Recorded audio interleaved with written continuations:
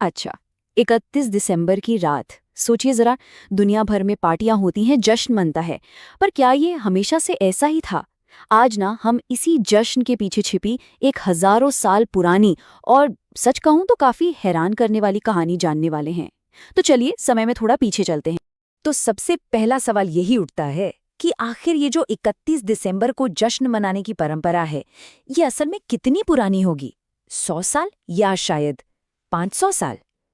मैं बताऊं, इसका जवाब आपको सच में चौंका देगा, क्योंकि इसकी जड़ें ना बहुत बहुत गहरी हैं। तो हमारी ये कहानी शुरू होती है प्राचीन रोम में। जरा सोचकर देखिए, एक तरफ एक बहुत शक्तिशाली सम्राट और दूसरी तरफ एक ऐसा देवता जिसके 2 चेहरे थे। कमाल की बात है ना? इन्हीं दोनों ने मिलकर उस परंपरा की नींव रखी जिसे आज हम सब पूरी दुनिया मनाती है। तो देखिए, हमारा सफर शुरू होगा 45 ईसा पूर्व में, जब जूलियस सीजर ने एक बहुत बड़ा फैसला लिया था। वहां से हम सदियों का सफर तय करके सीधा पहुंचेंगे 1582 में, और फिर आखिर में 1907 में, जब इस जश्न को वो रूप मिला जिसे हम आज जानते हैं। तो हुआ यूं कि सब कुछ शुरू हुआ जूलियस सीजर के बस एक फैसले से। उन्होंने कहा, आज से 1 जनवरी साल का पहला दिन होगा। और बस जैसे ही उन्होंने ये किया, 31 दिसंबर अपने आप साल की आखिरी रात बन गई। मतलब एक छोटा सा बदलाव था, लेकिन इसने पूरा इतिहास ही रच दिया। और पता है सबसे मजेदार बात क्या है? ये जो हम न्यू ईयर्स रेजोल्यूशंस लेते ना, इस साल ये करूंगा वो छोड़ूंगा, ये आदत भी हमें रोम से ही मिली है।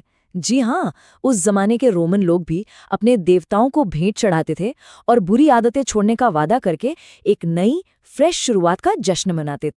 और ये जो नई शुरुआत की बात है ना, इसका एक बहुत गहरा कनेक्शन था एक खास देवता से। इनका नाम था जेनिस। असल में जो जनवरी महीना है, जनवरी, वो नाम इन्हीं के नाम पर रखा गया है। पर सवाल यह है कि ऐसा क्यों? वो इसलिए क्योंकि जेनिस के 2 चेहरे थे।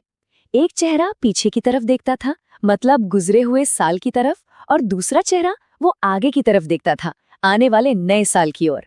और देखा जाए तो यही तो न्यू ईयर्स ईव का असली मतलब है ना? बीते हुए कल को याद करना और आने वाले कल के लिए उम्मीदें जगाना। लेकिन कहानी में एक ट्विस्ट है।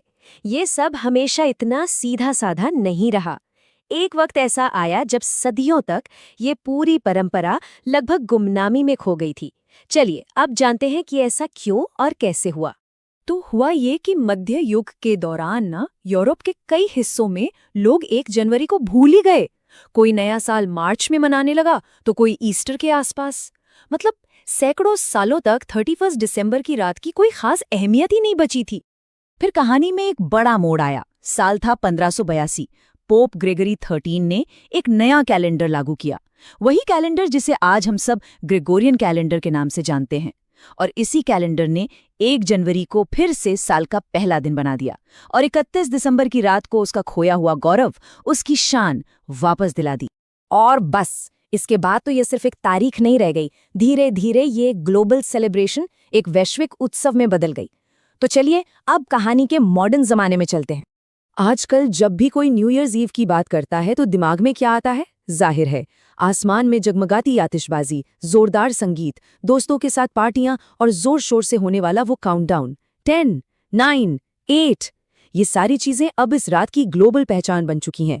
और इस ग्लोबल पहचान का एक बहुत बड़ा सिंबल, एक प्रतीक जुड़ा है एक खास साल से, 1907। ये वो साल था जब न्यूयॉर्क के टाइम स्क्वायर में पहली बार वो मशहूर बॉल ड्रॉप हुआ था। उस दिन से लेकर आज तक वो बॉल ड्रॉप नए साल के स्वागत का सबसे बड़ा, सबसे आइकॉनिक सिंबल बन गया है। सोचिए, हर साल लाखों लोग कड़कती ठंड में उसे टाइम स्क्वायर में लाइव देखते हैं और करोड़ों लोग अपनी टीवी स्क्रीन पर। सच कहूं तो इसी एक इवेंट ने 31 दिसंबर के जश्न को पूरी दुनिया के कोने कोने तक पहुंचा दिया। तो ये तो हो गई इतिहास की सारी बातें, पर आज के ज़माने में इस रात का हमारे लिए क्या मतलब है? क्योंकि ये सिर्फ एक ग्लोबल पार्टी से कहीं ज़्यादा है ना? इसका एक बहुत पर्सनल पहलू भी है। और दुनिया के बाकी देशों की तरह ही भारत ने भी इस परंपरा को अपना लिया। यहाँ पर ब्रिटिश शासन के दौरान ग्रेगोरियन कैलेंडर का इस्तेमाल बढ़ा, और फिर धीरे धीरे 31 दिसंबर की रात को युवा, परिवार और बड़े बड़े शहर सब पूरे जोश के साथ मनाने लगे। हाँ, लेकिन ये जानना भी बहुत जरूरी है कि 31 दिसंबर के अलावा भी भारत में नए साल की अपनी कई पुरानी और समृद्ध परंपराएं हैं। देश के अलग-अलग हिस्सों में गुड़ी पड़वा है, उगादी है, बैसाखी है, विक्रम संवत है, ये सारे पारंपरिक नए साल भी बहुत धूमधाम से मनाए जाते हैं। तो कुल मिलाकर आज के समय में 31 दिसंबर की रात इन 3 चीजों का प्रतीक बन गई है। पहला कदम है चिंतन, मतलब बीते साल पर एक नजर डालना, क्या सीखा, क्या खोया। दूसरा कदम है संकल्प, यानी आने वाले साल के लिए अपने गोल सेट करना। और तीसरा और सबसे जरूरी, पुनरारंभ, एक बिल्कुल फ्रेश स्टार्ट, एक नई शुरुआत को पूरे दिल से अपनाना। तो अगली बार जब रात के 12 बज रहे हों और आप घड़ी की सुइयों को देख रहे हों, तो एक पल के लिए ये जरूर याद रखिएगा कि ये सिर्फ एक पार्टी नहीं है। आप, हम सब, हजारों साल पुरानी इतिहास, बदलाव और उम्मीद की एक बहुत बड़ी कहानी का हिस्सा बन रहे हैं। प्राचीन रोम से लेकर आज तक ये एक रात हमें मौका देती है कि हम अतीत को याद करें और भविष्य के लिए योजना बनाएं। तो इसी सोच के साथ एक सवाल सबके लिए, आने वाले साल के लिए सबसे बड़ा संकल्प क्या है?